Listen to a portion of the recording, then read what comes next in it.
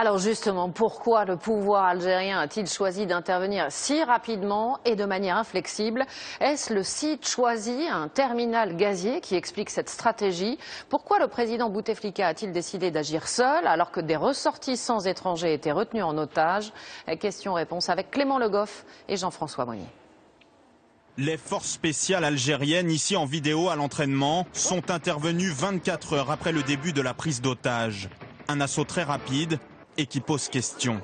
D'abord, pourquoi n'y a-t-il pas eu de négociation? Il y a une politique chez les Algériens, on ne cède pas au chantage, donc on ne négocie pas.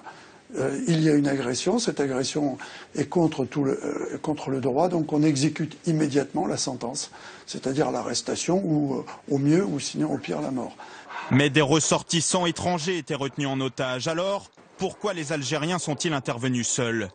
Le fait de demander sur une question très sensible une aide extérieure, ça peut passer pour un aveu de faiblesse. Et les Algériens ne supportent pas l'idée que sur des questions de terrorisme qui les concernent directement, d'autres pays puissent s'impliquer.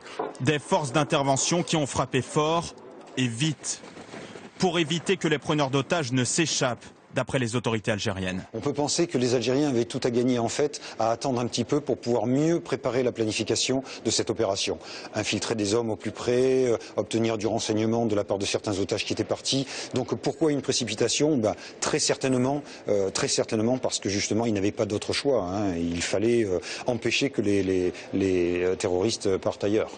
Enfin, le site gazier d'In Amenas est une zone stratégique qui représente 18% des exportations de gaz de l'Algérie.